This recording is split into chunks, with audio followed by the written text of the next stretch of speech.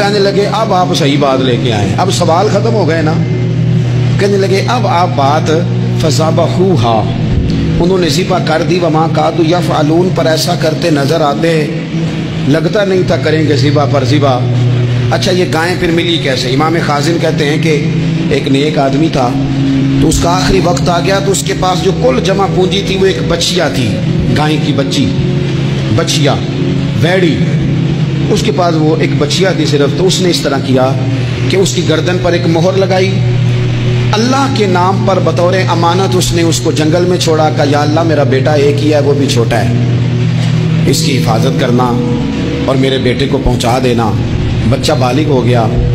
اس کی ماں نے کہا بیٹا جو امانتیں رب کے پاس رکھوائی جائیں نا ان میں خیانتیں نہیں ہوا کرتی، جا کے جنگل میں آواز دے تیری گائے واپس آ جائے گی. اس نے جا کے جنگل میں آواز دی کہ وہ جو میرے باپ نے امانت رکھوائی تھی وہ کدھر ہے. وہ نشان لگی ہوئی گائیں دوڑتی ہوئی اس کے پاس آئی. واللہ خیر الرازقین، جب رب بندوبست کرے، جب اللہ بندوبست کرے تو پھر معاملہ اور ہوتا ہے. وہ گائے آ گئی. اب اس نے کیا کیا اس نوجوان نے کہ وہ گائے گھر لایا، ماں سے آ کے کہا کہ اماں یہ تو اللہ نے فضل کر دیا. ماں کہنے لگی پتر حالات ہمارے خراب ہیں، منڈی میں لے جا اسے بیچ دے، لیکن سودا میری مرضی کے بغیر طے نہ کرنا. کس کی مرضی کے بغیر؟ کس کی؟ اماں کی مرضی. اور سنو یار، تھے کچھ لوگ جن کو لوگوں نے تانے بھی دیے کہ تم ماں کے پیچھے لگ گیا ہے، لوگوں نے بڑا کچھ کہا، پر جو ماں کی مرضی پہ لگے ناکام نہیں ہوتے زندگی میں. یہ دیکھو ماں کی مرضی پہ لگا. اس کی قیمت کتنی تھی گائے کی؟ بڑی مہنگی تھی، پر 3 دینار کی تھی. منڈی میں لے گیا 3 دینار اس کی قیمت لگ گئی.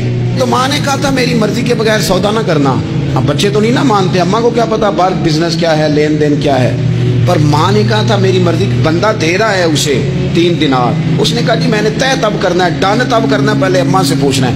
گھر جا کے اماں سے پوچھا، اماں کہنے لگی دے دے. واپس آیا تو اس نے کہا کہ میں 6 دینار دیتا ہوں پر میری شرط ہے، ماں سے نہیں پوچھنا.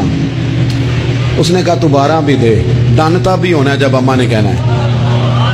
وہ جب اس طرح کی اس نے گفتگو کی، واپس اپنی والدہ کے پاس گئے. کہنے لگے اماں سمجھ نہیں آتی، 3 دینار کی گائیں بندہ 12 میں خریدنے کو تیار ہے، شرط لگاتا ہے کہ اماں سے نہیں پوچھنا. تو والدہ کہنے لگی پتر پہلے اس سے جا کے پوچھ کیا وہ ہے کون. یہ کوئی روحانی معاملہ ہے، کوئی غیبی مدد ہے، پوچھ. اس سے جا کے پوچھا تو وہ کہنے لگا میں تو فرشتہ ہوں اللہ کا، تو نے گائیں بیچنی نہیں، اس لیے کہ تیرا باپ بھی نیک ہے، تیری ماں بھی نیک ہے. رب تیرے رزق میں برکت پیدا فرمانا چاہتا ہے. ماں باپ نیک ہونا رزق میں برکت ہو جاتی ہے. ماں باپ نیک ہوں، ان کی صالحیت کا اثر پہنچتا ہے بچوں تک. رزق حلال کما کے لانے والے ہوں تو گھر میں برکت ہوتی ہے.